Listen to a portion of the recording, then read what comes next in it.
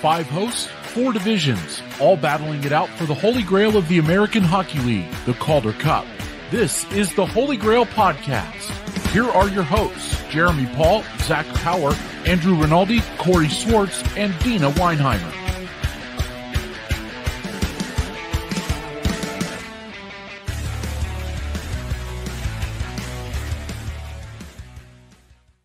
Hello, hello, hello once again, and welcome to episode 46 of Field Pass Hockey's American Hockey League podcast, the Holy GrAHL.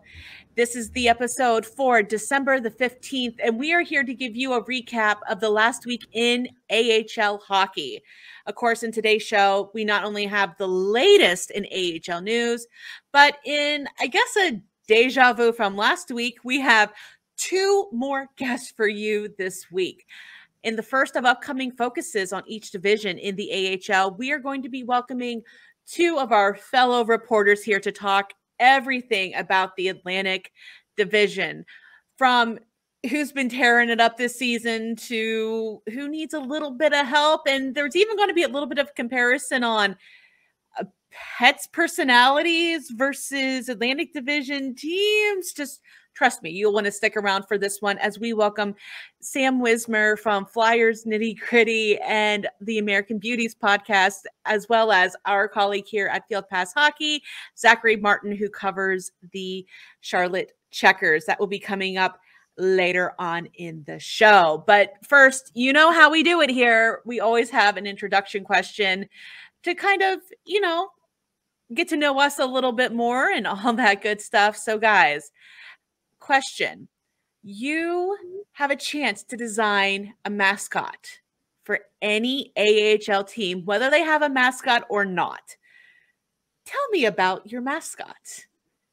And Corey, you're going to go first because Andrew's not here this week. He's celebrating a birthday with his grandmother. So happy birthday to Andrew's grandmother, even though she might never. Yeah, she'll probably never hear this, but, happy birthday nonetheless. Oh, that's a tough question. It's like the perennial question. I feel like my perception of a mascot is never the same as what actually comes out. Like, for many years, being a Philadelphia Flyers fan, the question was, what would the Flyers ever had if they had a mascot? Nobody ever really knew. And then all of a sudden, Gritty pops on the scene, and you're just sort of like, oh.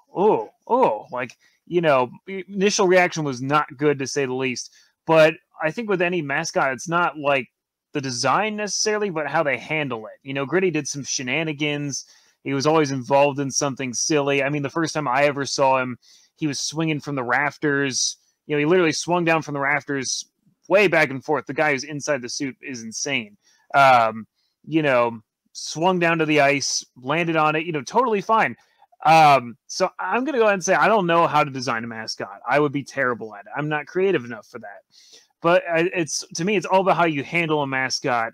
And, I talked about Coco the Bear a couple of times on this show, and we watched a video of him from the 90s, I believe it was, where he was, doing some shenanigans and, kind of some Gritty-esque escapades. I think it's all about how much fun you have with a mascot. That's really important for setting the tone for that one. So I'd be more in the department of designing what a mascot would do, not necessarily the design itself, because I can't think of anything, honestly. And I'm Deana Weinheimer. And, I always thought it was one of the most strange things that the Lake Erie Monsters, well, formerly the Lake Erie Monsters, I obviously still want to call them that, and the Cleveland Monsters have a mascot that's a seagull, Sully. As much as I love Sully and his inflatable version of Swoley, they need a version that's a monster. I mean, there's a legend. You guys learned, I think it was last week, that I'm big into like myths and lore and all that stuff. But there is a version of the Loch Ness Monster that is the Lake Erie Monster named Bessie. There is your mascot right there. I mean, you've already got the photo or the drawing of her on the Monsters logo. There's the name. There it is. It's so simple. Why don't they capitalize on that? That's my question. That's a good one. And I was like, I need to go to my backup here because Deana alphabetically is getting to the monsters before I am, so I need to be ready. Sorry. You're all good. I've also always kind of thought that the monsters logo kind of looks like the dragon from How to Train Your Dragon. Like, I don't think it actually does, but for some reason that always kind of like reminds me of. I don't know why. It does look like Toothless. It really does. A little bit, right? I don't know. Maybe I'm like losing my mind a little bit over here. But what's up, everyone? It's Jeremy, and I would say Corey, you made me nervous because I thought you were going to go down the Lehigh Valley route with a companion for Gritty, because that's where my heart goes. I think that Gritty's my favorite NHL mascot. Like, I will sing Gritty's praises till the cows come home. People always say, well, he's ugly. I didn't say I like him because he's cute. I like him because he's a mess. Like, I love that. I love when mascots imitate reality, right? And so I can't think of a better mascot for the Flyers than somebody who resembles a mess. But anyway, I'll love Corey. Too true. Right? As the resident Blue Jackets fan, but I digress. I'll move on. No disrespect to mascot Melvin, but I want Gritty's counterpart in Lehigh Valley. Like, I don't know what that means. I don't know what that looks like. I don't know that any of us do. It's probably your sleep paralysis demon. But I would love to see just as unhinged, just as messy of a mascot in Lehigh Valley for the affiliate there. I think that'd be a lot of fun. Well, you know, it's funny you mentioned that about Lehigh Valley to Philadelphia. It's actually kind of a reverse thing. I think Melvin kind of spawned Gritty rather than the other way around. Melvin used to get up to some wacky shenanigans. I have a very distinct memory from the 2018 outdoor classic between the Phantoms and the Bears, where there was some Bears fans that were throwing snowballs at Melvin. And I remember he, quick turned around and saw the fan that was throwing a snowball at him and, just made this absolute dash to him. And he would get into some shenanigans. They were very Gritty-esque before Gritty was even a thing, to be honest with you. So I think although Gritty's kind of stolen the spotlight, Melvin was first, I think, in terms of some of the shenanigans. So before we go on to Zach, we need to talk about this here real quick. Yes, they do look very, very, very similar. On the right, on the right, if you're watching this on YouTube, is the Cleveland Monsters logo. On the left, Toothless from How to Train Your Dragon. Basically, the big difference is the Lake Erie monster does not have wings. But yeah, very similar vibe, different eye color. That we know of, honestly. True. I will say this about the Lehigh Valley Phantoms. It's going to have to be something from the Phantom of the Opera if we do, because I don't think it's kind of capitalized enough. But for me, I'm going to stay up north, and I want you to close your eyes and think about this for a moment, okay? You're in Calgary, okay? You got this cowboy. He's riding on this like mechanical bobblehead horse. And as he goes around the stands, you can see the horse's head kind of bobble up and down. And, it's just a good time. He's just riding the horse. And the game's going on. Tell me that wouldn't be great. Maybe he has a lasso and he can like rattle up a few fans or something. I don't know.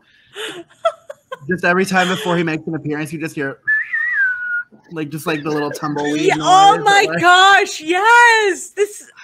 I don't hate that. You actually, Zach, probably have the most legitimate claim here to a mascot. I think if that happens, we've got some room. Even if it's one of those little broomsticks with the horse's head on it, those little plushy ones. I think that would spice it up. Imagine how much money they would make in selling those. Like, how many parents would just be absolutely livid over the fact that they had to buy their kid a little replica mascot horse. I would be the adult standing there just saying, please don't move. I want to touch the horse's head and just making it bobble, because I do that to my own bobbleheads. I just sit there go. I need this, Calgary. Make it happen, please.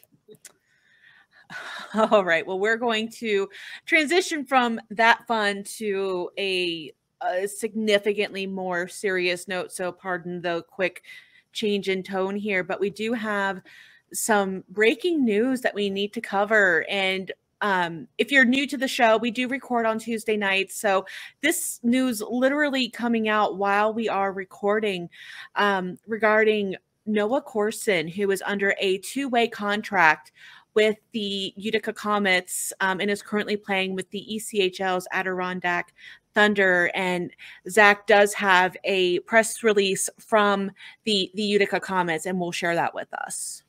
And I guess before we go into that, I need to mention that this segment does contain references to sexual assault. So if you do not want to listen to that, I will include a timestamp down below in the show notes, in on YouTube in the description, so you can pass by this if you so choose.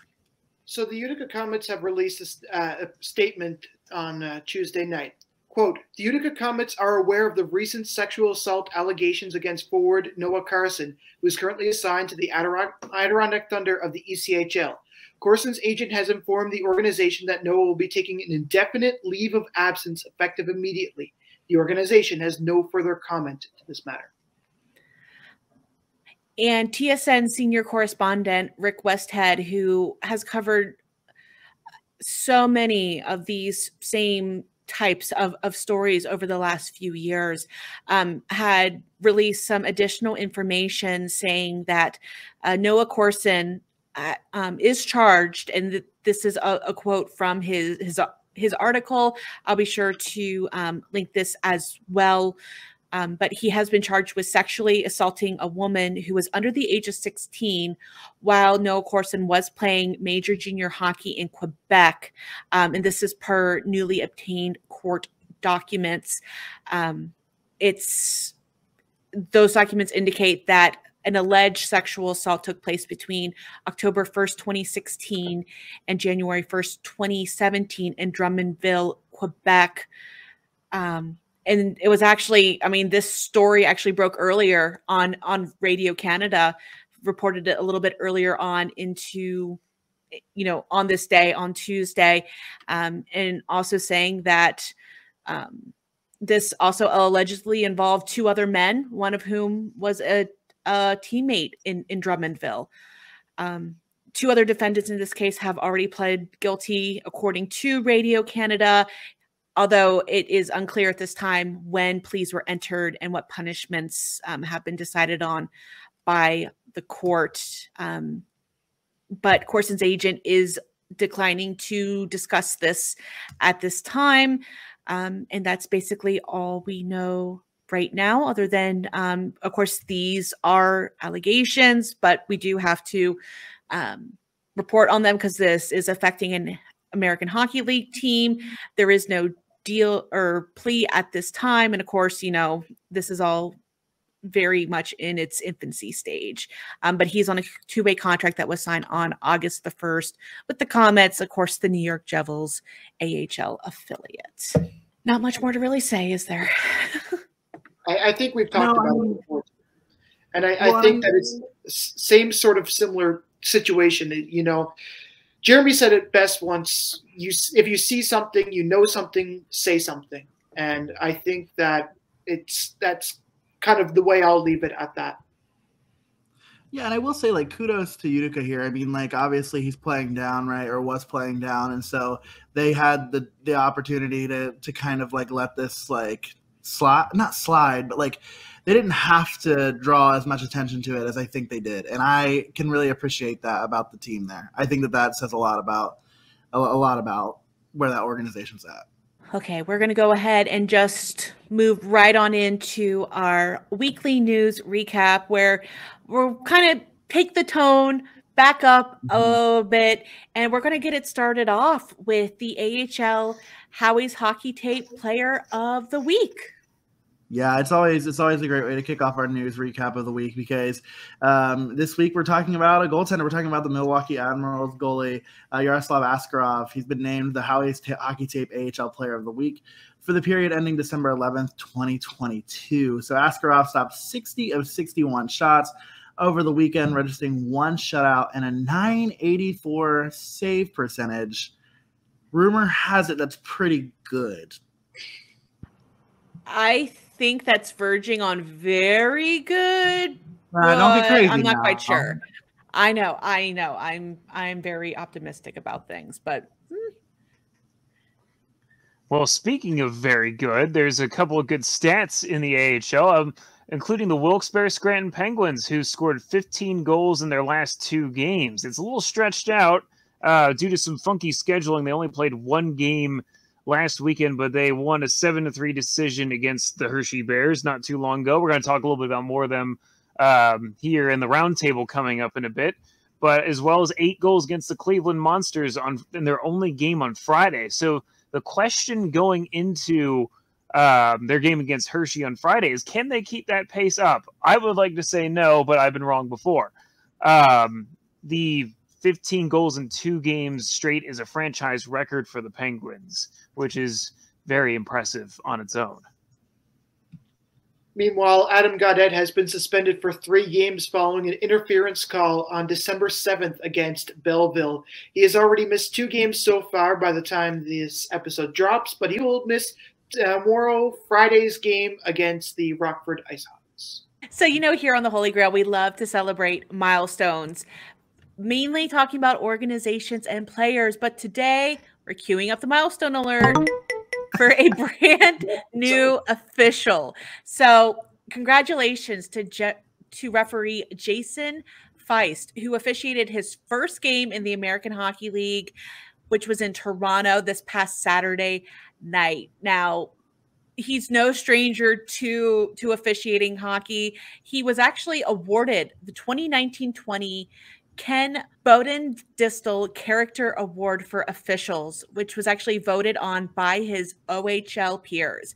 At that time, Jason had actually 550 career regular season games under his belt and 85 playoff games under his belt, all as an official. And away from the rink, he is a firefighter with the city of Kitchener, Ontario. So welcome to the AHL, Jason. Now it's time for our special guest of the week. Now, we teased it at the top of the show, but boy, do we have a special treat for you on this week's episode. Now, you've heard us talk about it quite a bit already, but the Atlantic Division has been a firestorm for hot talent, with teams that are seemingly just inches apart, if that. So we decided to invite on a couple of our colleagues that cover the Atlantic Division to help paint this picture and kind of deep dive into the division a bit. So first guest we have is going to be Samantha Wismer. She covers the league for her own AHL podcast on the Old City Sports Network called American Beauties, and cover the Lehigh Valley Phantoms for the Flyers Knitty Gritty. She's been on the beat for 3 seasons now. And also I asked her for a little bit of a fun fact or something fun about her. And she added that she has 3 German Shepherds. One is 8 years old, one is 4 years old, and a 7-month-old puppy. Second, we have one of our Field Pass hockey colleagues coming on, Zachary Martin, who covers the Charlotte Checkers for us. He also talks about the Carolina Hurricanes on the Surge Cast, along with the Chicago Blackhawks in women's professional and college hockey on Let's Talk Whoa Hockey. Now, he has covered hockey for a couple years now. His fun fact was he once talked to Tito Francona of the Cleveland Guardians. I need to hear more about that sometime as a Guardians fan. But Sam, Zach, welcome onto the show. Thanks for having us. So when we look at the standings up and down, we have Hershey, Providence, Bridgeport, Wilkes-Barre, Scranton, Charlotte, Lehigh Valley, Springfield, and Hartford. Zach, I'll start with you. Where do you see some of the biggest changes coming in the Atlantic Division? Big changes. I mean, if you look at the division as a whole, I mean, you got a lot of teams that are still somewhat in the top half of the league. I mean, you got Hershey at the top with Providence right behind them too. Bridgeport's right there in 4th. I think Charlotte's like 14th in the entire league. So I mean, if you look at it's just at the whole league, it shows you how good this division is and how tough it is, just by the points totals and how they've played each other too. Like, it's almost like any given night one of these teams can beat each other. In terms of like changes, I mean, right now Hartford's kind of at the bottom. If they can start kind of picking up too, I think you can have a whole division of teams that could make some noise this year and maybe make it tough for everyone else.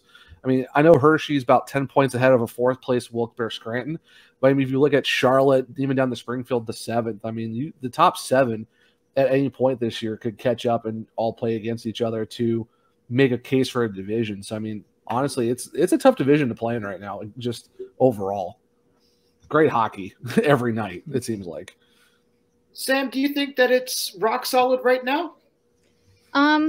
Yeah, I mean, the Atlantic Division, like Zach said, it's definitely like I even said this in the beginning of the season when we were doing seasonal previews, that the Atlantic Division is completely stacked. No matter what team you look at, you have a stacked team. Now, yeah, I mean, you've got teams that are not doing so hot, but even those teams are stacked. Like, this is a very stacked division.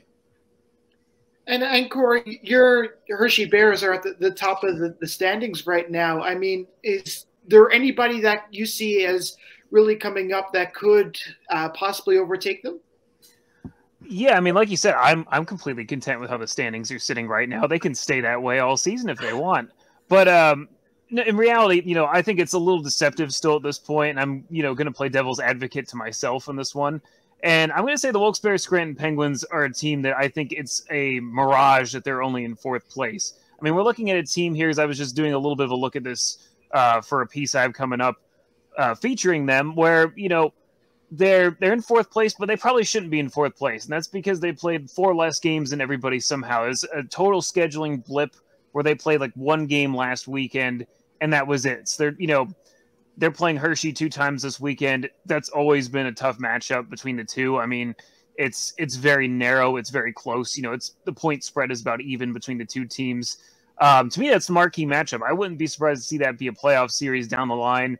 And I do think you have some good teams kind of at the bubble. Springfield is a team that, in my mind, doesn't stay in, I believe, 7th place at this point all season. They're going to make a strong push at some point. They have a lot of pieces there. Obviously, they have Matthew Highmore, who alone I think is worth discussing there as well. But like every team in the Atlantic to me has some piece I think that makes them interesting, right? Like, whether it's a score, whether it's a goaltender, someone that can be an X factor. So every game against when these Atlantic Division teams play each other is really interesting for that reason.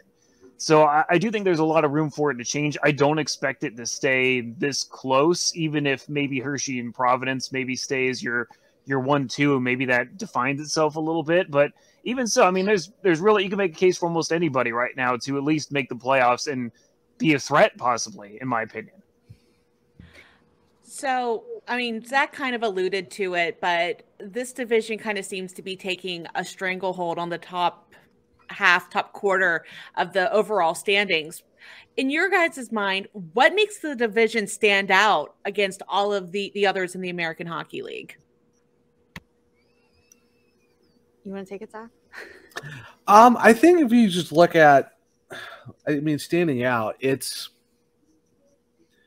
an interesting division for the fact that you look at these teams that, well, yes, they probably have a lot of key pieces kind of up with the big clubs right now. I know with Charlotte, we got Zach Dalpe's up there, Chris Tierney's up there. They just, like, the Panthers just recalled Grigory Denisenko today, and also Alex Lyon is up as well. So now you're down to Matt Guzda and JF Berube, former guy of the Jackets organization. So it's the fact that how less of the talent they kind of have. They still have guys who can still score. They still got Logan Hutso. They still got Riley Nash, who leads the team with 22 points. I mean, they still got guys who can still put the puck in the net, still do their jobs, and they still got solid goaltending. I know on Saturday in the 6-1 loss, not so much, but usually Mac does a pretty good job for the Checkers on the back end in net. So, I mean, with just if you look at Providence and Hershey and just everyone in general, even though a lot of guys are called up now, this division is still so stacked that it doesn't really matter. They still have talent top to bottom. I think that's the big difference when you look at other divisions where teams who are farther down in the points totals, you look at the rosters, you can see where the discrepancy is between the Atlantic and everyone else in terms of talent that's called up, but there's still talent with the team still that's still getting it done night in and night out. Yeah, I can agree with that. And I know I was texting Zach during the game on Saturday, and I was like, what is going on? I feel like, you know, I'm watching, not only am I watching the Phantoms, obviously, because I have to, but I was also watching the Checkers just to see how they were moving. And just, you know, I mean, every team has an off night, except if you're Hershey or Providence, which that never, ever happens. And it just felt like the Checkers had cinder blocks on their feet on Saturday night. And, you know, I mean, one game's not going to hurt you, but if you're in the hunt for playoffs, one game is absolutely going to kill you. And right now, you know, the Phantoms are chasing the Checkers for that fifth place. Yeah. Corey, you had a little bit of a hesitant look on your face when she said that the Bears don't really have a night off. What? Do I ask? Recent events conspire. You know, it depends on who you ask. I don't really throw shade too much of the way the Bears, because, you know, they just played a stretch of 5 games in 8 days. You know, that's tough on anybody. And, you know, like, you know, to Sam's point, in a lot of ways, you know, with the way the schedule is, everybody's going to have an off night. Providence kind of had an off night on Sunday too, where, you know, they lost 5-2 after, you know, taking a couple of wins. And, you know, again, to Sam's point, you know, you're in first place, you know, as the Bears were after they, you know, went on a run and beat Lehigh Valley a couple of weeks ago and were in first place. They lost 1 game in regulation, and suddenly, you know, Providence was back up by 3 points. So, you know, it seems like the turntables turn, as they say, pretty quickly amongst, you know, if you don't get points, especially in these head-to-head matchups. There's been a lot of those. I mean, we saw a huge, you know, weekend with the top 3 teams in Providence and Bridgeport and Hershey, where they were all kind of taking turns playing each other here. And although mostly evened out to the point where it's, you know, no one really took the opportunity and leapt 5 points ahead of somebody else type of thing, it's still so close. And, you know, you look down at, you know, even to teams like, you know, Lehigh Valley and Springfield that are, you know, sort of bubble teams. If they get hot, you know, they have the capability. I know I'm a big Samuel Ayerson fan in Lehigh Valley. And, you know, he's a great goaltender. He gives the Phantoms a chance to win every night. You know, you can't underestimate that in a lot of ways. I mean, the Phantoms are starting to build in the right direction. You know, again, just takes one hot streak, one cold streak for another team, and, you know, suddenly you can shake up the division. It's still that close in my book. I mean, like, look at Wilkes-Barre. They win all 4 games. They're suddenly, you know, 2 points back of Hershey, I think, is all that they'd be back of. So, you know, you take some points and put it in your piggy bank type of thing, you're going to see your stock rise. Oh yeah, for sure. Like the season for the Charlotte Checkers, when they started the first 4 games of the season on a winning streak, they beat, you know, swept Hartford, swept Hershey, and then they kind of went a little bit cold and caught back up on another 4-game win streak in November.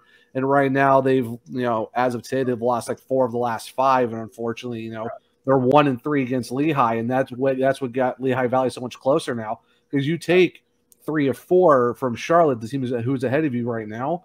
That's why it's so much closer. Now they're like 3 points back instead of, like, I think it was like 6 or 7, not even a week ago. So, like what Corey said, team get on a hot streak, you face the same team 4 times in like 9 days. Now you're looking at a possible top 4 in the division rather than fighting for 7th, like, or 8th at that point. And I think something that, like, kind of hurts teams, you know, especially, I come from an injury riddled organization right now. We have nothing but injuries. Call-ups hurt teams. And I know Charlotte was definitely hurting this weekend with, you know, Lyon not being there. Let's not talk about the mental breakdown I had. Because that was actually going to be Alex Lyon's first time back since leaving Philadelphia. And unfortunately, he actually practiced in Allentown that Thursday, and then less than an hour after practice, he got the call from Florida, and they had to ship him on the plane down to Florida. So I had a mental breakdown, but it's okay. And by virtue of that same token, even with injuries, I mean, no team is exempt from dealing with something like that. Like, you know, you look at Hershey right now, you could look at on paper and say, oh, they're fine. They, you know, have had points, you know, they're 3-0-0-1 in their last 4 games since they lost, you know, a week ago. But they've been dealing with, you know, rotating injuries and building strong depth is a, you know, key portion of this as well. I mean, they're without Hunter Shepard, who was, you know, right after he got named goaltender in the month of November. Whoop, Darcy Kemper has an injury. He goes up. You know, Washington called up Lucas Johansson and Dylan McElrath ahead of the pair of games with Cleveland over the weekend. And Bobby Nardella got hurt in Saturday's game too. They were playing with 5 defenders for most of that game there as well. And, you know, you look at guys that are depth players like I just did a deep dive on it for something that's coming up with Jake Massey and Logan Day. They're 2 guys that have been kind of sitting on the sidelines for a lot of the season. And now suddenly they're, you know, looking like they've played all, you know, 25 games of Hershey's season so far. So, you know, some of it is building good depth, but there's a lot of times where, you know, no team's exempt from being even pushed further than that too, where you're relying on ECHL call-ups, you know, working with what you got type of thing. And it's a challenge. It's one of those things where, you know, in an ideal world, we wouldn't have to surrender so many guys and so many man games lost, but it's part of the nature of the business, unfortunately. It is. Yeah, without a doubt. And I think the thing about the schedule here this year, right, is we've got a lot of interdivision play, right? We've seen the Atlantic beat up on the Atlantic, the North beat up on the North, but this last weekend was one of those weekends where you saw some cross-division play happening, and it seemed, at least to me, being the Monsters beat writer, that the competition out of the North just isn't matching up with that of the Atlantic right now.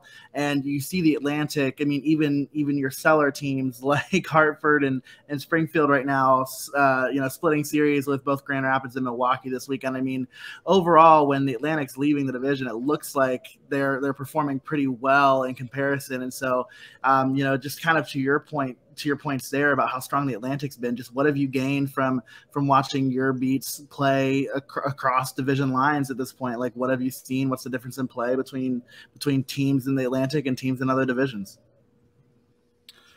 Sam, you want to take that one first?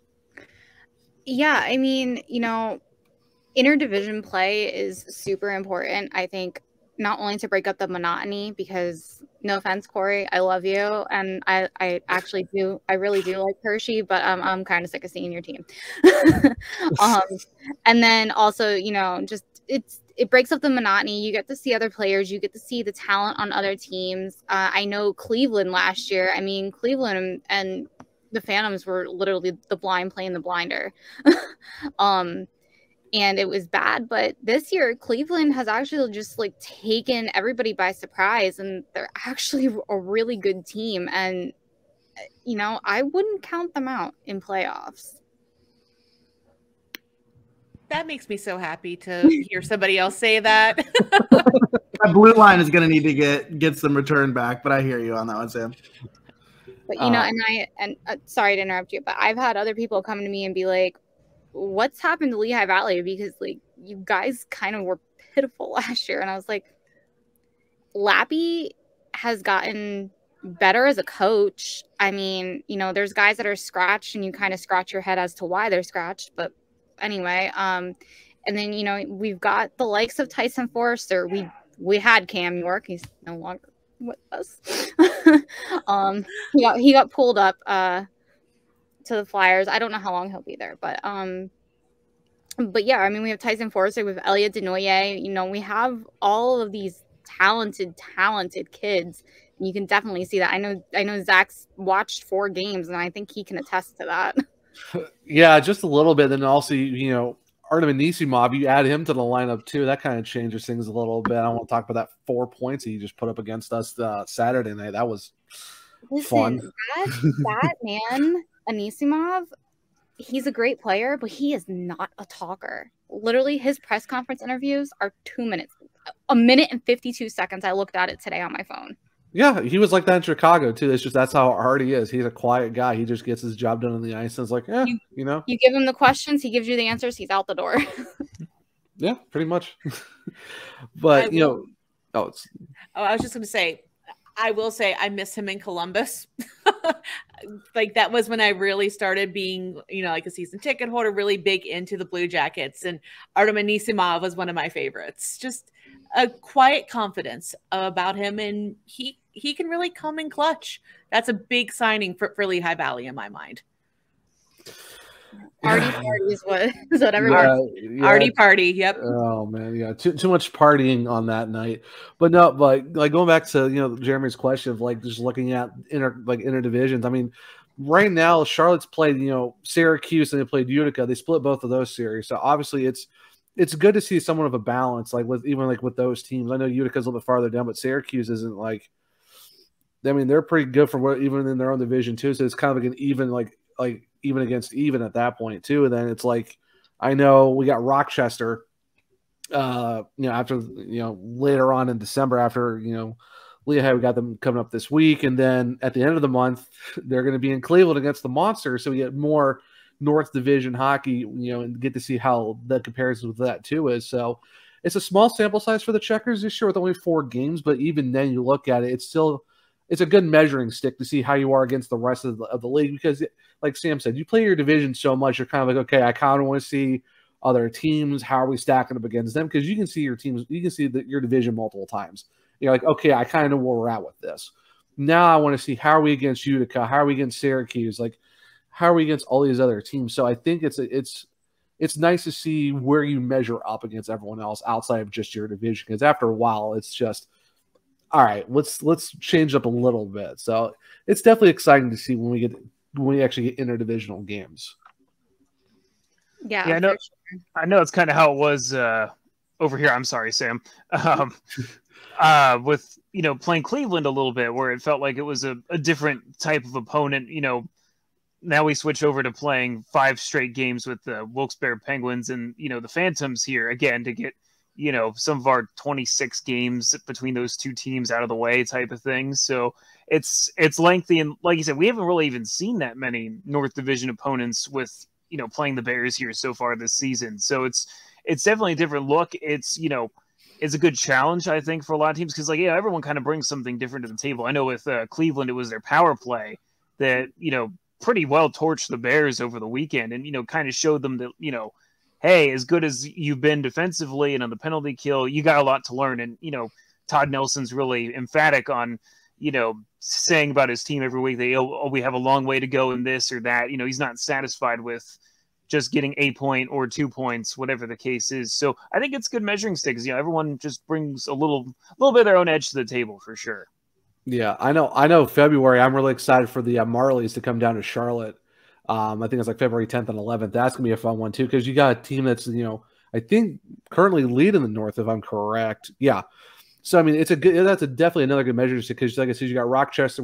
Charlotte's got Rochester this week, so you got the second team in the North. And then you get the Marlies in February, who currently sit at number 1. So it's a good indicator to see where you're standing at that point against the top 2 teams in that division. So yeah, definitely some circled dates of teams in other divisions where it's like, okay, how are we measuring up against these guys who are taking care of business in their divisions? Yeah, I know. Home game wise, we're not seeing a lot of interdivision teams until March.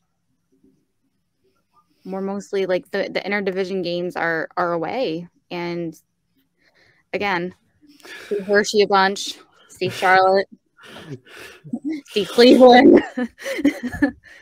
Yeah, it's very interesting how the scheduling works out, not just with the AHL, but the NHL too. It's it doesn't make sense, and it's hard. There's no point in making sense with it. It's just you get what you get, and it's deal with it. It is what it is. Well, maybe I'll throw this on the floor and I'll slowly back away to see who jumps in on it. Who do you think has the biggest chance of playing spoiler this year in the Atlantic? In terms of getting into the playoffs or ruining some people's chances? Bit of both. Providence. I mean, in terms of spoiling, Providence is Providence. I've never really seen them have very many struggles. I would say if there's any team in the division right now that could play spoilers and ruin other people's chances of getting in there, if they sneak their way in, I wouldn't be surprised if Springfield comes out of nowhere and decides to be okay, we're gonna go on a run and bump, let's say, Lehigh Valley and Charlotte out, or they get on a ridiculous run and let's say Wilkes-Barre Scranton falls out for some weird reason. I wouldn't be surprised if Springfield did it because it's we saw what they did last year. It's now the realm of possibility that Springfield just catches heat, like Corey said earlier, and they just start making some noise. I mean, heck, you could even see Lehigh Valley too if they if they keep the run that they're on right now. Like I said, we all talk about Armin Nisimov. That could be an extra boost for them to even make some runs too. So I wouldn't look past Lehigh Valley and Springfield to make some noise and play some spoilers for these other teams who currently think right now that they're kind of sitting all right. I mean, Lehigh Valley and Springfield are like respectively only like 4 points out of 4th place. So I can see one of them doing it. Yeah, and I mean, compared to how we were last year, it was a rough season last year, and lay blame where you want to lay blame, but I really didn't like seeing Lappy get railroaded the way he got railroaded. It's not his fault that he was a first-year head coach. When you're a first-year head coach and it's your first job head coaching a team and you're not an assistant coach in the NHL anymore, you have learning to do. And he even said, he's like, I was trying to be too much of a friend and not enough of a coach. And he's learned that. He's more of a coach now, and you can see that presence on the ice. And, our power play is significantly better. Somebody tweeted me on Twitter and was like, how is the Phantoms power play better than the Flyers power play? I said, how are the Phantoms better than the Flyers, period? Oh, no. What am I wrong? It's not a mystery to me. I mean... But my host of my show and ourselves, we actually collectively agreed that if Lehigh or if the Flyers handled call-ups responsibly this year, this team was not going to hurt. And you can see how accurate that has been. Speaking from firsthand experience, yeah, definitely kind of felt that over the weekend for sure. Now our penalty kill is. I mean, hey, your penalty kill did pretty good against the Checkers this past weekend. I mean, the power play man is looking terrible. Of course, that's what happens when you get 7 penalties in one game, but that's here or there. I will say Zach took my original pick, but it feels weird to me to be saying so many nice things about Wilkes-Barre, but I got to go with them. Honestly, I don't know that anybody really, outside of Wilkes-Barre, at least anticipated the Penguins being as good as they are. And I've been impressed at how good they've looked, and it pains me to say that because I liked the beginning of last year in December when the Bears were beating the Penguins seemingly every time they played them, and obviously the script flipped on that towards the second half of the year, and obviously we saw how the playoffs went too.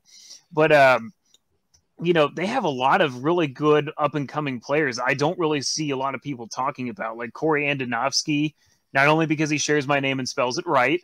Doesn't factor in with a bias at all a little bit there. But, he's been really good. He's been a very strong pickup. I mean, you have guys like Philip Hollander, obviously Alex Nylander, and you have, a great goalie tandem that I've been very interested to see in Philip Lindbergh since, he was mysteriously absent all year last season, as well as, Dustin Tokarski playing as well as he is. It's just, they just have a lot of great pieces back there. And it shocks me that I don't know they've exactly gotten the respect that they do just yet, but I'm going to go with them. And of course, I'd love to, say a little bit about Hershey, that I feel like they've been very good this season. I really like the direction they're trending in, both in terms of hopefully when they start scoring a few more goals and maybe not surrendering 5-1 leads would be nice.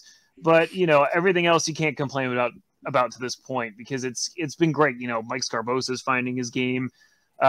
He has the potential to be just a total difference maker. We just haven't seen in a couple of, since before COVID shut everything down and all that good stuff. So I see a lot of positives with both those teams. That's why I think that, these 2 games with each other over the weekend is going to be fantastic hockey to watch.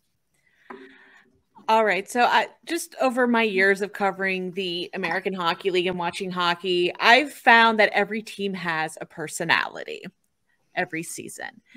And every pet has a personality. So when I hear someone has pets, I instantly want to know more about them. So for our guests here that have pets, past or present, I just have a question for you. So if you had to compare an Atlantic Division team with your pet personality-wise, which would it be and why? Well, my oldest pup, she's 8. She's old and cranky. Who's in last place in the Atlantic? Hartford. Yeah.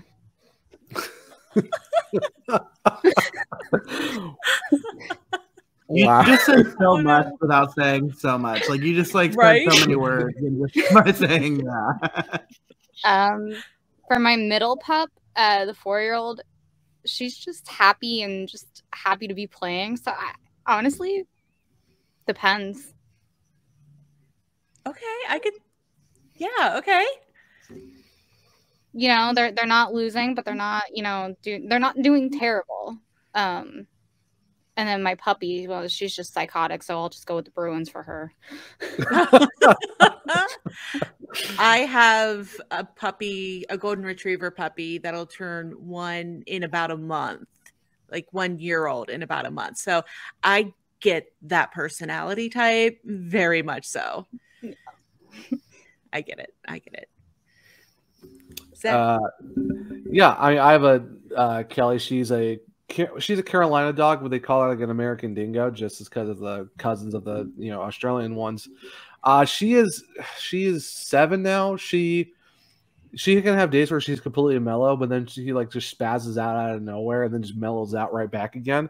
So I would say Charlotte, just because of the fact that like one night they're just solid, like just doing their thing, and then like against Lehigh Valley, just completely spaz out and just get in trouble every 5 minutes and just have like a plethora of penalties, and you never know you don't know what's going on. So yeah, she's definitely Charlotte right now, just like content and then spaz out of nowhere and then somehow figures it out later on. So honestly, I was on the 3-game road trip that they had about a month ago, where they played Providence, Springfield all in one weekend. And because Providence and Springfield are so close to each other, like an hour and a half drive, we just made an entire weekend out of it. And from them playing Providence 2 nights in a row and beating them and literally beating the brakes off of them, I don't know how. Don't ask me how it happened.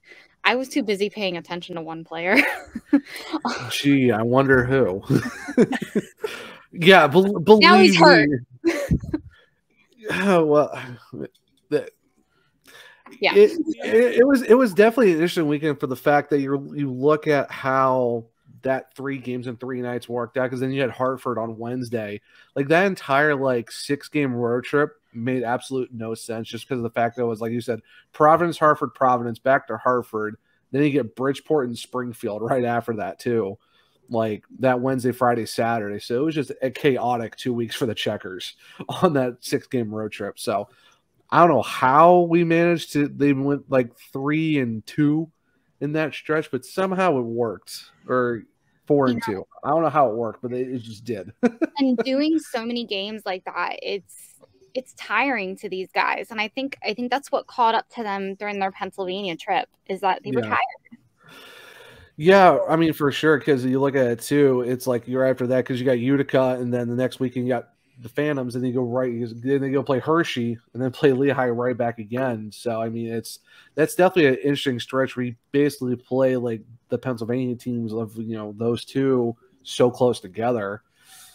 That's like I said, it's tough, especially against you're facing the number 1 team in the division. Then you get to see the team who you just played, who also had an interesting series in Charlotte, where there was a lot of tempers and some just exchanging Christmas ideas, because everyone loves to get together and just talk, just to have a good old time down there in the corner. And listen, my boy Belpedio doesn't know how to stay out of the penalty box. I love him to death, but he loves the sin bin. So he wasn't in there very much though for the series. That was just kind of surprisingly enough. It was basically everyone else other than him. Yeah, no, he got told. It's fine though. And then Corey, did you have a response to that question, or are we good to move on into one team-based question for each person? Oh, I thought about it a little bit, and my dog passed away about 1.5 years ago at this point, so I'm a little bit between right now. But she was a little Shih Tzu, and she wasn't. The one thing we always used to do, we had this game that we played that. So she's small enough that like a regular sized tennis ball, she couldn't really close her mouth on it all the way, like she couldn't pick it up. But bless her heart, she always tried, right? She would always put her mouth on it as much as she could, and when you get your hand close to it, she would just like snarl. Like she would just, make this little noise. And so I kind of made up this game with her that was kind of like playing with your dog version of hockey, where I could lead her with the ball and she would still try to keep her mouth on it. And, I'd have 2 little goals, the windowsill was one, and, the one footrest was the other for her because it was smaller. And we'd play, I made a little sport out of it type of thing with her. And since she was, very ferocious on her ball like that, she would always, she'd always play it really hard. She loved it. She would go on and on and on with it. And, and she usually ended up beating me. So I give her the comparison of the Bears because she's very relentless like they are, works hard, enjoys it, and is having a lot of fun, and usually wins. So that's my comparison for right now. I love how well thought out all those answers were. It's like it got a little deep there, and I absolutely love it. But like Jeremy said, like you guys all said so much without, I feel like I know all those lovely pets already. But we're going to cycle in because I know we're running a little bit short on time, but we have, I guess, 2 more questions left for each of you. First of all, just real quick, how do you grade your individual beat team's performance this year? And what's one thing that they could do to get an A if it's not an A already? For the Phantoms, I'm gonna grade them at a B. To me, they're doing fine. They got off to a slow start, but I think that comes with every team, unless you just had the cheat code. One thing that they could do better is just not giving the puck up during the penalty kill. Just stop. Like I sit there in the press box and I'm like, oh my God, just stop. I would say probably like B plus, bordering on A minus, just because the fact that they had a good start, kind of faltered a little bit, but they had a good couple other streaks recently. And December has not been great to them so far. Like I said, they lost 4 of their last 5, and it's mostly due to the fact. I mean, they scored 4 against Lehigh Valley, or scored 6, but that was probably their best game that weekend. But over the last 5, they've kind of faltered a little bit on their scoring touch. I think if they can just kind of get back to what they were doing before, I think that'll probably help them get back into the A range of just trying to figure out, putting the pucks in the back of the net, not get, too cute with it, just do what actually works. And I think too, it's like, stay level-headed because that game on Saturday, I hope it was just a random one-off because it's just whatever was going on that night. So I think if they kind of get back to their scoring touch and just kind of take a deep breath and know what worked for them for the beginning of the season, because they were on a hot start and they're still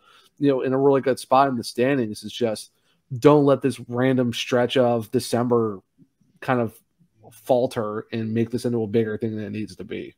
I think they were honestly trying to rely on Berube too much on Saturday night, and well, the fact that it was his first start with the team since opening night, not the right time to rely on Berube. So I mean, I feel bad for the guy. It's like, oh, hey, here's your first game back in like forever, and you're just going to get absolutely shelled on the 2000 game night for the Phantoms. It's just, and I think too, it's like they're trying to figure out how to play without having their not having Zach Dahl be their captain, and also Chris Tierney is gone. So you're talking like 2 of your top 3 scorers are basically gone. Now you just lost Grigori as well. So you kind of have to rely on, Riley Nash and Logan Hutsko. They can't do everything. So it's like you got to try to figure out how to play hockey without kind of like their top 5, guys right now. So it's just trying to figure out how to play some hockey and have more depth scoring instead of just your top line. I'd have to chime in and give the Bears an A minus, and I know it's just because the bar for excellence is very high in Hershey. There's a couple of pieces that Bears fans as well as myself wish were better. The power play has not been Hershey's strong suit. It's given them a lot of problems in recent games, more than solutions at times. There's some elements that they were excelling in. That goals against and the penalty kill are 2 ones that I think have dropped a little bit here. They used to be the top defensive team in terms of goals allowed this season. It's now dropped to 6, I believe, just because of a couple of debacle games that I think you can write off as one-offs essentially. But I mean, you can't be disappointed with how good the team's been in close games. And I think that's really like, the scoring quite hasn't, for as many guys they have with great resumes, it just hasn't quite been there yet. But, it's getting there. And I think there's a lot of room for growth. And I really do like Todd Nelson's approach to it in his first year as the Bears coach. I think he's been a great addition, taking the reins there from a couple of solid guys. Just a lot to like, I think, so far. So, I give him an A- only because, it's not quite all the way to what I think Hershey would like it to be. And I'm sure I'm speaking on behalf of a lot of Bears fans for that, to, just keep setting the bar higher and pursuing higher, not get satisfied. All right. And then we'll try to keep these next few questions very short. That way Sam can get out the door here. But Sam, we'll just go ahead and start off with you here. So Lehigh Valley had a notably rough season last year. In your mind, what was the biggest change between this year and last? The team gels better together. And I think that's pretty obvious for anyone who's watched their team play the Phantoms. Corey, you and I coincide a lot with our teams here. I'm pretty sure you can agree with me that this team definitely plays better together. Last year was just treacherous, to say the least. And it didn't help that we had, not only were the Phantoms injury riddled, and then you had the call-ups constantly to the Flyers. That didn't help, but the team just, while they may have gelled well together off the ice, you can tell it just wasn't working on the ice. And I think that's what's working this year is that you have these kids who already know each other because they played together during the COVID season, and they're back. And the team just works better together. And then, Corey, we've talked about Hershey so much, and they honestly seem to be on top of the world right now. What is the singular thing in your mind that has gone right for them to keep them there right now? I think it's really just been they've gelled well as a group. It's not one person. They have a lot of players that you'd think stand out. Connor McMichael right now, Hendrix Lapierre, two highly regarded first-round picks in terms of their scoring.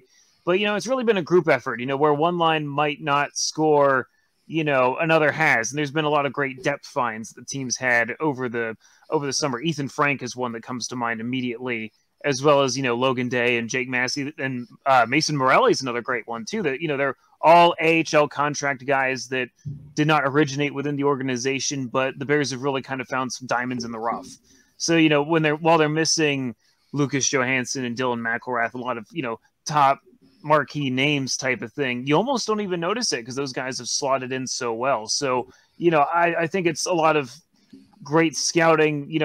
I give a lot of the Bears a lot of kudos for finding a lot of, great guys and using them well in their system. And, aside from, a couple of weeks at the beginning of the season where it was rough, the Charlotte series is one that comes to mind. They've done a great job, and you just really can't be dissatisfied with it given the amount of change. And finally, with Zack, Charlotte has lost 3 straight heading into this week. What is the big takeaway to turn things around? I would definitely say, I think we were mentioning earlier, is the fact that they kind of have to work and understand that it's you have all the, like I said, Zach Dalpe, Chris Tierney, Dennis Senko just went up there. Even Matt Kierstead, one of their top defensemen, he's also up there as well, and along with Alex Lyons. So it's you've got to, I think you kind of have to piece it together and understand that it's you have to get these other guys going too. You got Zach Unas, he's got to get going, and you got to look at guys like Connor Bunneman, Jerry Mayhew, and like I said, Logan Hutsko.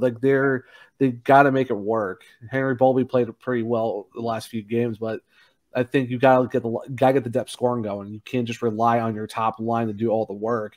And I think if Mac Guzda if he plays out of his mind like he has been this year, I think that's definitely going to help as well, because he's been pretty solid for the Checkers. It's just The defense needs to find a way to not give the other team so many chances to put so much puck on the net and give them high danger chances. So I think it's a whole team effort that needs to get built up with the fact that you do have 5 guys up with Florida right now. I think it's got to be a lot of figuring out how to get that, what they were doing before, but now tighten it up a little bit more with the guys that they kind of have with this team. It's just getting back to the basics at this point. You got to figure out what you can do to replicate what you did the start of the season before this 4 out of 5 stretch where it's just you can't figure it out. I think that's what they need to do right now. So I guess kind of last question for Zach and Sam. So we have our own little fantasy AHL fantasy league going on here, and a few of us are going to be swapping out our players later, whether it's for injury or call up or just because they're underperforming.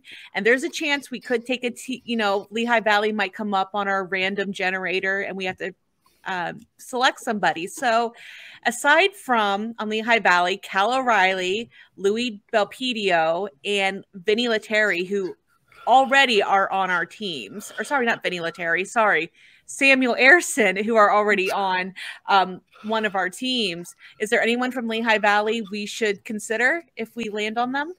Elliot Denoyer. I'll keep that in mind. Awesome.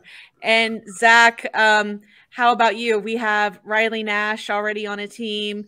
I've got Zach Dalpe, even though he's with Florida. Hopefully that won't last long. Santu Keenanen. Anyone else we should consider if we land on Charlotte? I would say look at Anton Lefche. I think he's a very sneaky good player. I think definitely need to look at him.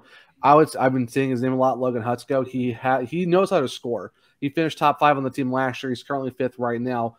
Played out of his mind in Boston College. Really killed it up at SSM as well. Shannkirk St. Mary's. Like, that's a guy who knows how to score goals. If he stays healthy, he could be a solid top 9 guy even in Florida. So I say definitely look at those guys. And I would say even for another sneaky pick, Henry Bolby, look for him because he's been playing pretty good too. So I think any of those guys, you're looking pretty good. If you want to go for a goalie, Matt Guzz is not a bad pick either. Like I said, he's got some really good stats this year. He's been playing out of his mind for the Checkers, even with swapping off with Alex Lyon. So you really can't go wrong with any of those guys. I'm glad you included a goalie because I will be switching out my goalie. the Mac Attack is a good pick if you're looking in terms of picking up a goalie.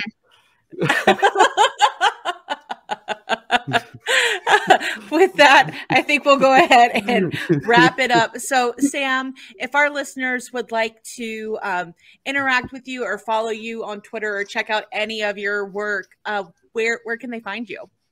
So you can follow me on Twitter at Samantha Wismer, and you can also follow my podcast. I believe the @ is at AHL Buttes. And Zach, how about you?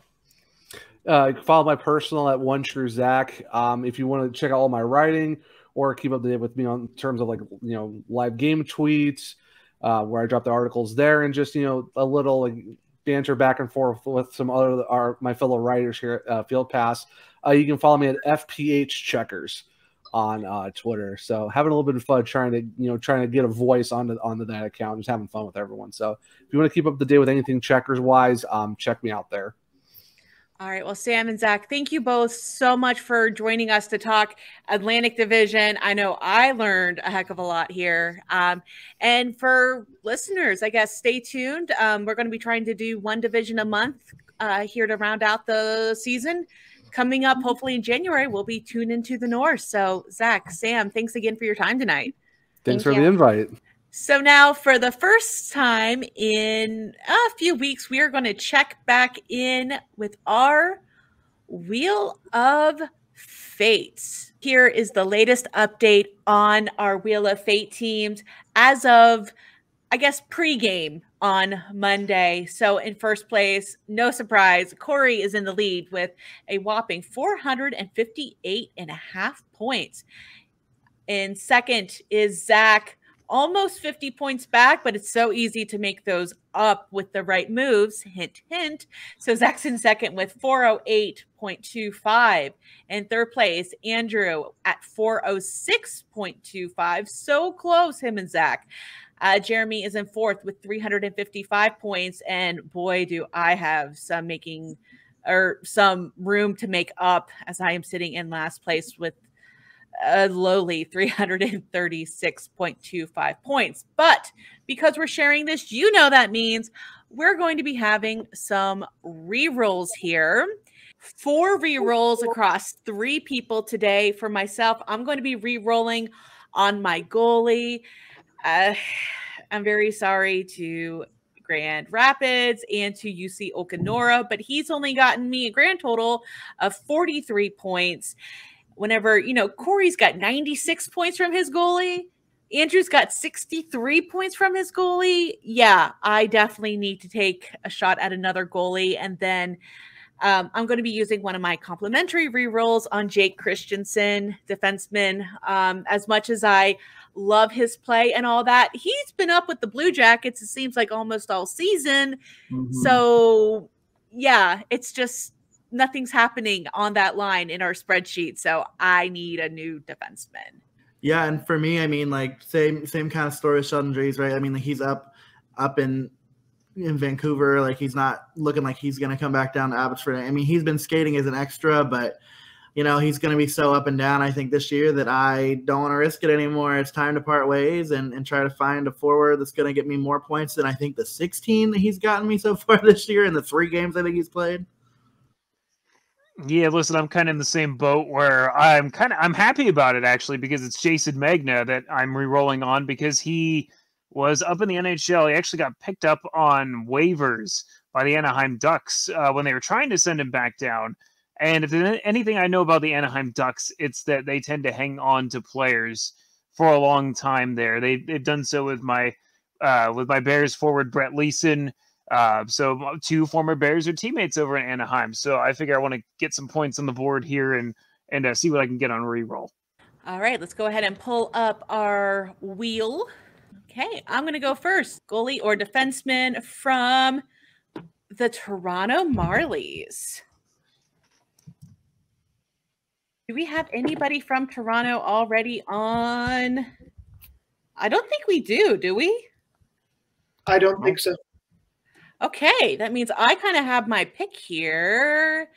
Notice how Zach is staying very tight-lipped. I love how at the beginning of all this, we want, there was so much sharing, so much. So, okay, I'll give my opinion on the Marlies, which I haven't done to date on this pod, this season. Goaltending, it's a carousel, right? I'm afraid that if you take someone, they're not going to stay. Right, that's very true. Seemingly the goaltenders in high-level Toronto are made of glass. Okay, so I would say a defenseman if I were you. Okay, yep, I'm looking at one right now. Okay, I like Hoffenmeyer. That's who I'm looking at. I do like Hoffenmeyer. That would kind of be my first and only pick. Yep. I mean, I was just kind of looking here. So if you go on the AHL.com and you can just look at team stats, I'm looking at, I've seen 1, 2, 3, 4, 5 different goalies already this season. That doesn't give me any confidence in their goaltending and just completely solidifies what Zach just said. Hoffenmeyer, 19 points, 44 penalty minutes. He's getting over it. Like, I think it's going to wear off at some point because I think he's learning a lot about the AHL. And that's kind of my opinion on it. Like, I think that he's getting there, but he just needs a little bit more time and fine tuning. But when he needs, you're saying fine tuning, but he's already 5th on the team in scoring. I think that's a slam dunk for me. Yeah, I mean fine tuning in penalty minutes. Oh well, at this point though, I'll take it because those are points for me. So goodbye, Jake Christensen. It was nice knowing you.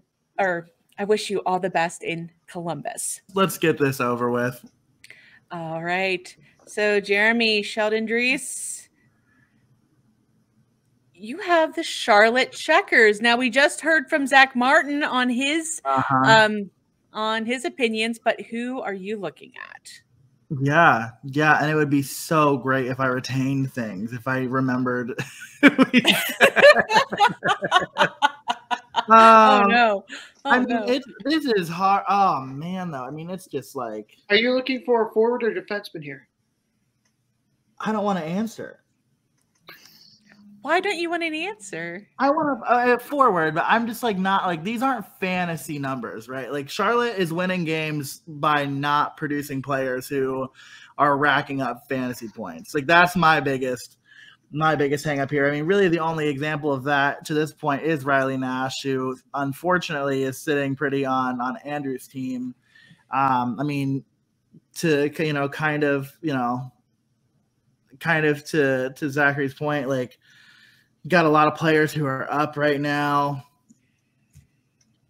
He did recommend Husko. If that he did, that was his recommendation. Yeah.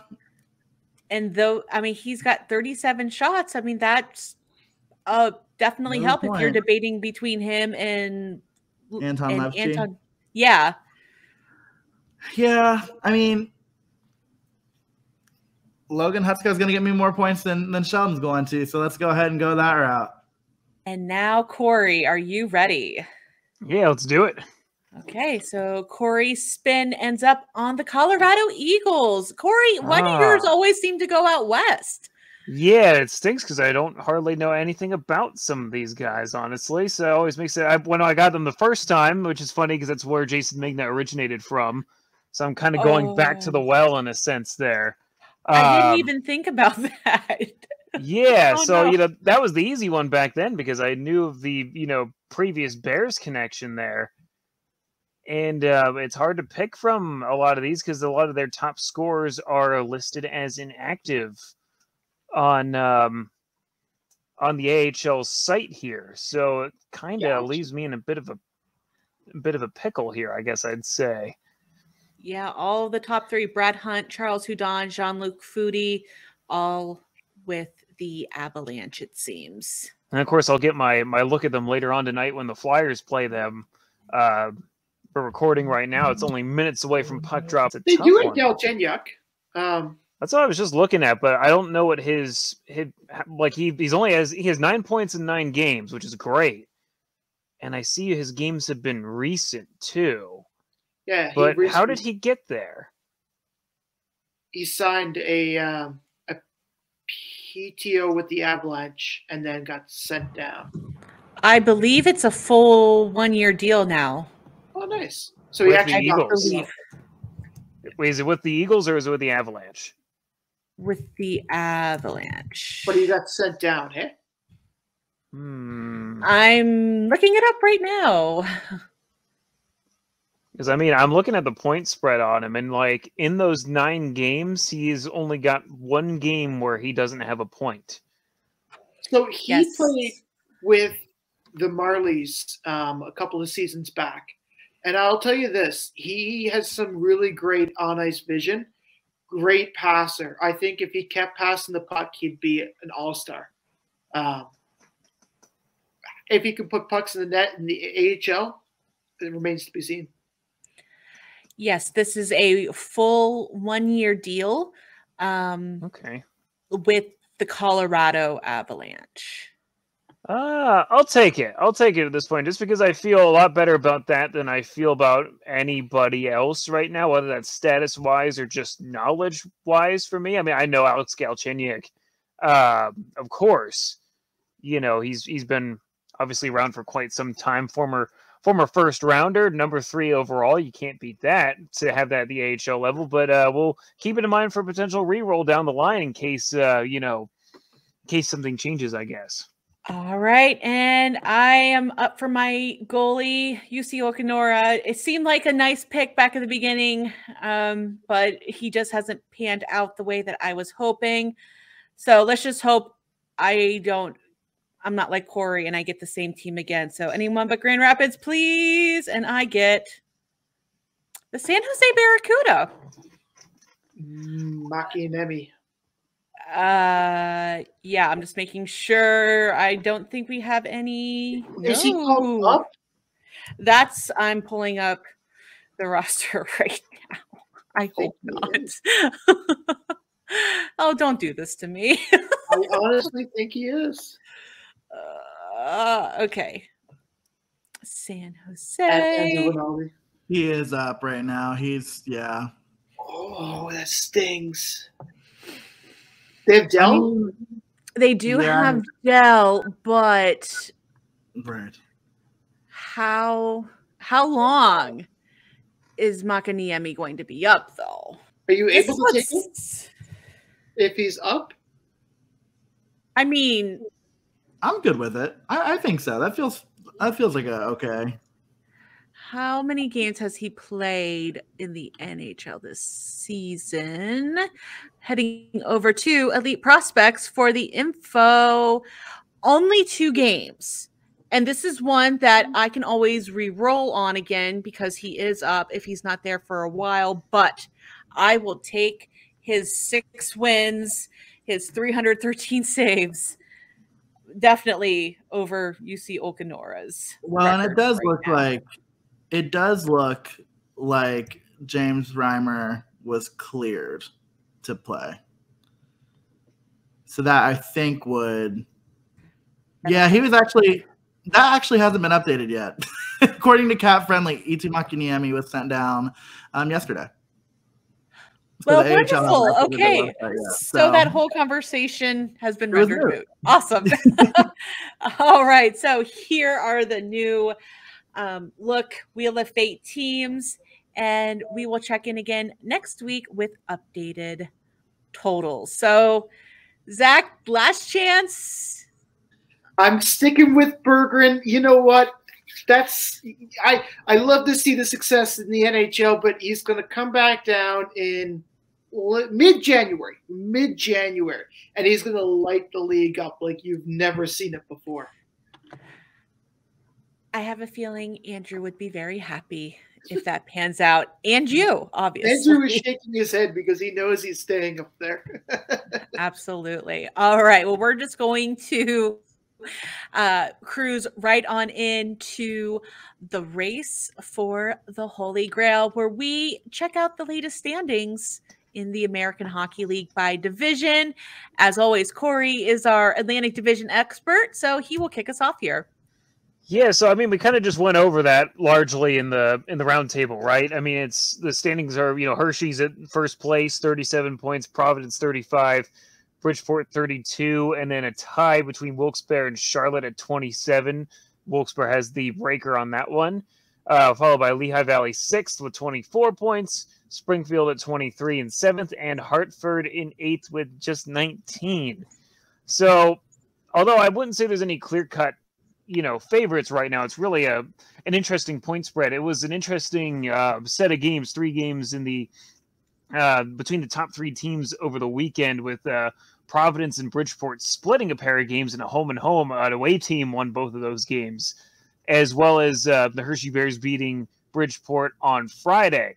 So it's been a tight race, but really it's a matter of, one team winning a couple of games, another team losing. Obviously, Bridgeport's kind of a little bit behind the 8 ball there for first place compared to Providence and Hershey, but those 2 teams have been trading first place for a little bit here now. So I'm not going to say I'd be surprised to see that trend continue. I mean, both teams have some tough games coming up here this weekend, I believe. Obviously Hershey plays Wilkes-Barre, who's, kind of found a, chink in the armor for the Bears here so far this season. The Bears have a 3-2, 1-0 record against the Penguins through 6 games of 12 this season, with this weekend being matchup 7 and 8. So it's going to be a tough one for the Bears to figure out. I think it's another measuring stick game if I'm Hershey, for sure. So we'll see if that doesn't lead to any shakeups in the division here this weekend. Yeah, and I mean, when you look at the North, I mean, I feel like I sound like a broken record saying it, but really just status quo in the North. I mean, even when Cleveland goes out into the Atlantic and picks up 3 of 6, I mean, it's really nothing really changes there. It's pretty status quo. And I'm sorry, they only picked up 2 of 6 there. And so, for me, I look at this, and the only difference really is that a team like Utica, who has played 4 games less than Belleville, is only 3 points back. So that's a little bit of a creep job that they're doing there. They're trying to make their way back up into the thick of things. By points percentage, currently 5th in the North. And so obviously they need to play the games. They need to make up the points, but there's somebody to keep an eye out for. And Syracuse is actually, picking up some points here and there. They're charging a little bit, which, has teams like Cleveland needing to be more on top of their game to make sure they hold on to that 3 spot. But don't look now, but Laval picked up 3 out of 4 points against Belleville this weekend. So we skipped hot or not, but I was going to throw Laval a bone on my hot list. So we'll see if they can get out of the cellar. They've just dug themselves into such a hole that it's going to be hard for them to really be competitive in the North this season. So we'll see how this one tunes out. But for the most part, status quo. Especially since they have the most games played in the North Division too. Yeah. I mean, they're behind the 8 ball on this one. Yeah, it's just tough. Bad start, rough goaltending, not great defense to start the season. Going to be hard to make up for that. Well, I'm pinch hitting for Andrew here in the Central Division. And for the most part, kind of like Jeremy up in the North, it's status quo. However, if you want an idea of how close the middle 3 in the Central Division are, so just last week, the Manitoba Moose were in 3rd place. Despite having a 5-3 1-1 record in their last 10, they're now in 5th. Why is that? Well, first of all, it doesn't help that they've played 2 and 3 fewer games than their counterparts in the Rockford Ice Hogs and the Iowa Wild that are currently sitting in 3rd and 4th place. And honestly, that is where the difference is. When it comes to points percentage, Manitoba would still be in 3rd, but by nature of those points and the fact that they've played less, and, Rockford's got 27 points, Iowa Wild got 26 points, Manitoba 25. Just something like not playing as many games in a week as someone else is really going to jostle the inner part of that division. But from top to bottom, surprise, surprise, Milwaukee's still on top, followed by the Texas Stars. Then we just talked about it, Rockford, Iowa, Manitoba. Then bringing up the rear, hate to say it, but Grand Rapids Griffins and Chicago Wolves, Andrews 2 beat teams. A little bit rough to be our friend here. How do you manage to pick 2 last place teams? But there's not. Oh no! Sorry, yeah. Just pile it on, Zach. There's not too many changes in the Pacific Division. The Eagles are continuing to fly high, going 7-2-1 through their past 10 games, and Calgary has won 9 of their last 10 games, good for 1st and 2nd in the league. They've had 6 straight wins, that Calgary team. Now, Ontario is just a hair back thanks to 2 straight wins. Coachella Valley makes up spot 4 with points in 5 of 6. San Jose and Abbotsford make up the middle. And if you cover your ears, folks, number 7 Tucson has lost 5 straight games, and the number 8 Bakersfield has lost 8 of their last 10. Number 9 Henderson has dug their grave in the first 2 months, and that kind of outshines that 5-5 record that they've had going on for the past little bit. They're 13 points back as of right now, and clear the cavalry because the Gulls have lost 8 straight games heading into this week, and they're now 2-10 at home. I know we don't do oof anymore, but I want to say it. Oof. Continuous oof. Just ouch. Ouch. All right. We're going to go ahead and look forward now and give you our game of the week picks. Yeah. So for mine, I am looking at it. I'm just kind of saying that it's going to be Hershey and Wilkes-Barre. I know I'm a broken record. I talk about it all the time. But the season series has been so good lately. And, I know one of the games this weekend is Wilkes-Barre's teddy bear toss. Of course, the Hershey Bears may toss teddy bears a little bit better. That's between you and me. That's the season series has been good. It's been a lot of fun. There's a lot of good teams, a lot of good storylines out of it. Philip Hollander has absolutely torn it up against the Bears here this season. He's been fantastic. Obviously, you got Dustin Tokarski and Philip Lindbergh in goal for Wilkes-Barre. And obviously, Hershey's coming at it with, one half of their excellent tandem with Zach Fucale still, representing. Unfortunately, Hunter Shepard is still up, but we did have Clay Stevenson debut in the AHL last week, and he won his first game, a 3-2 decision. So he's been pretty solid. I'm expecting, the Bears to want to have a little bit of revenge for the last game where Wilkes-Barre handed them a 7-3 loss and a bit of one of the recent debacle games that Hershey's kind of had lately. So I think those are going to be 2 games to watch. And, following that right up on Sunday, it's Hershey and Lehigh Valley. We got the whole trinity of Pennsylvania teams playing each other, with the exception of, Wilkes-Barre and Lehigh Valley, which I'm sure is coming up soon enough too. Yeah, and as I look at things, I'm going to do Andrew a solid here and get a little bit of the Central involved too, and that's looking at Toronto and Milwaukee this weekend on Saturday. It's a matchup that pits the top 2 in the North and in the Central together. It's going to be fun to watch. Toronto, and it's a test, right? It's just, once again, like we talked about with the Atlantic Roundtable, is once you see some of this interdivision matchups happen, you can kind of get a feel for, okay, best of the best in both divisions, who's the best of those 2 teams. And one game's not going to tell us that exactly, but good litmus test there on Saturday for the Marlies and for the Admirals. I'm turning my sights to the teams dressed in green in the Central Division this week, with Texas traveling to Iowa for back-to-back games on Friday at 7 p.m. Central and Saturday the 17th at 6 p.m. Central, times that I know Zach really likes. It always seems like every year when these 2 teams square up, there's something big that happens. I don't anticipate that this series is going to be any different. This is a nice chance for Texas to really help separate themselves from that middle part of the Central Division, or it's a chance for Iowa to regain some ground. Either way, lots of stories possibly coming up here in the making, so I'm taking that series as my pick. Yeah, and give me Coachella Valley going against Tucson on Sunday. I think 2 of these teams are on 2 different ends of the rainbow.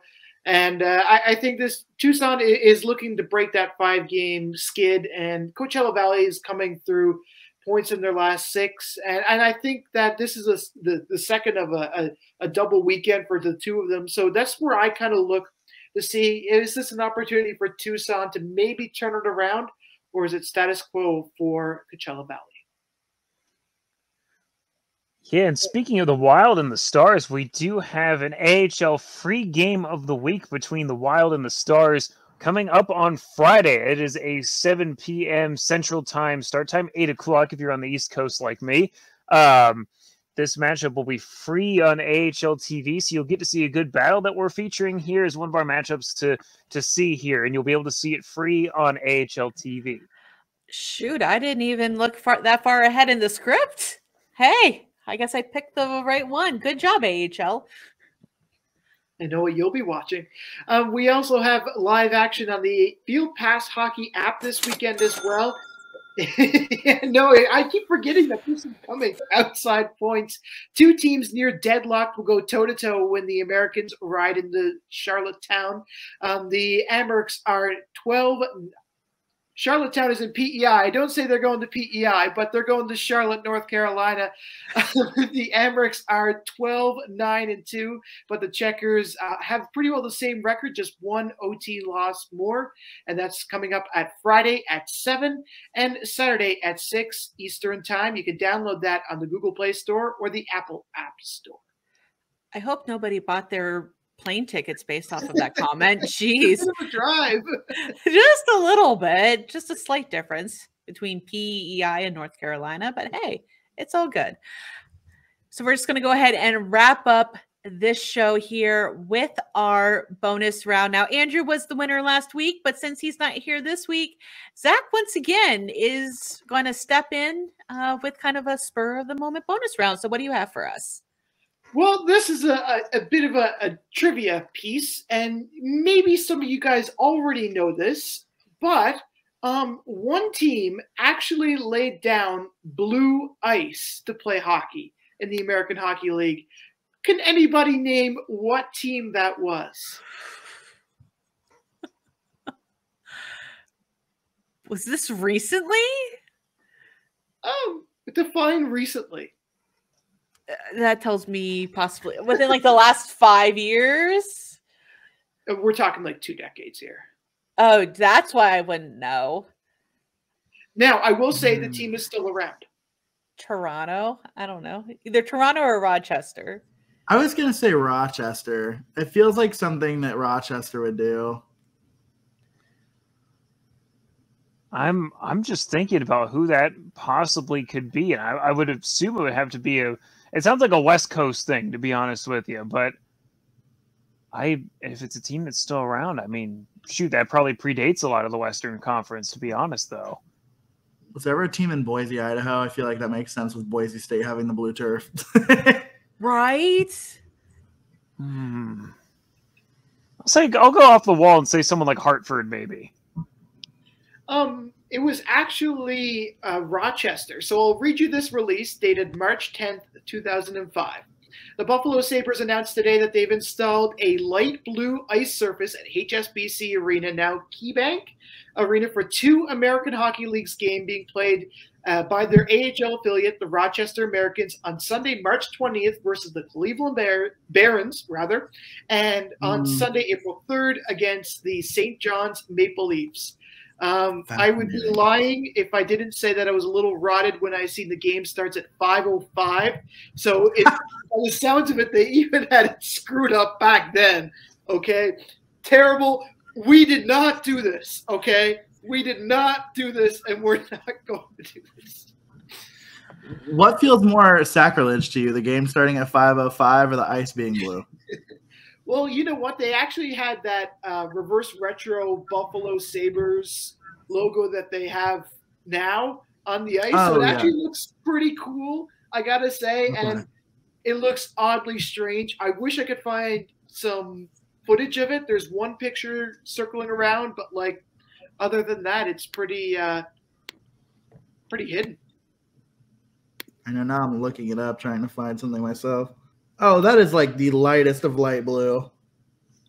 Well, it's ice. How do you make ice any other color but white? Oh, that's a fair point. I feel like they tried to do it very dark, and then by the time the ice got through, it got lighter and lighter. Well, because what did they? I mean, like, because the ice is like as white as it is because they layer down.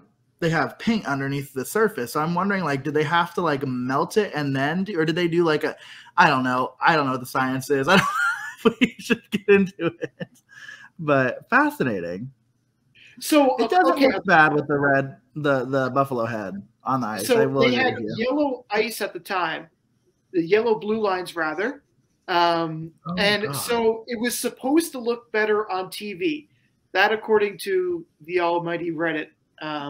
But, you know, here we are. I can kind of see it where it might look a little better, might stand out. And that's a picture from the game. It looks like concrete. It does. Looks like a roller hockey rink, honestly.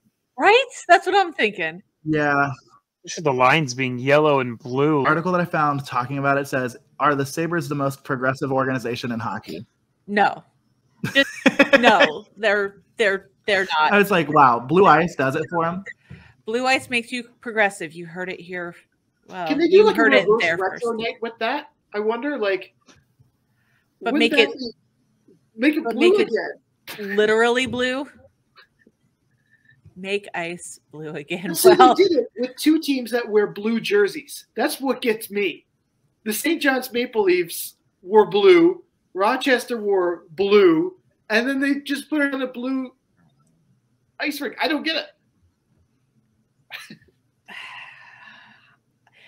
I'll add it to the list of things that the Buffalo Sabres have done the last 20 years that I'll never understand. But with that, I think that's going to be it for the Holy Grail this week. If you'd like to see or hear more of us, please subscribe to us on our YouTube channel or wherever you listen to your favorite podcast. Also follow us on Twitter at the Holy GrAHL. You know how it goes, GrAHL.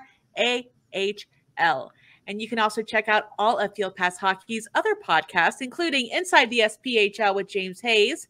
If ECHL is more your speed, join Matthew Harding and Jason Miles as they break down the ECHL's Wichita Thunder and chat with some of the team's legendary players. You can catch the Rolling Thunder podcast bi-weekly on the Field Pass Hockey website. And then for more AHL coverage, you have Syracuse Speaks with Alexander Ackerman, which is a Syracuse Crunch-centric podcast that focuses on maintaining a balanced perspective in the ever-shifting world of minor league hockey. And don't forget, sometime in the new year, Monsters Musings with my friend Jeremy and myself will be coming back. So on behalf of Zach, Jeremy, Corey, and myself, we'd like to thank Sam and Zach Martin once again for taking their time out with us this evening. And we hope you all have an amazing week. We'll see you next Thursday. Bye. This has been the Holy GrAHL Podcast. Have a question or a topic suggestion? Hit us up on Twitter or drop us an email. For the latest news across the American Hockey League and the rest of minor league hockey, download the Field Pass Hockey app, now available in the Apple and Android app stores.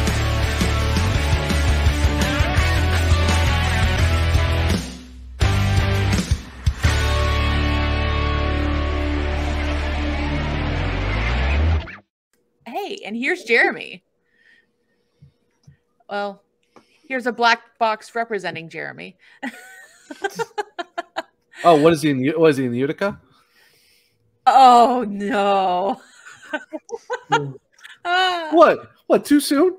It must be a Zach thing. Oh no.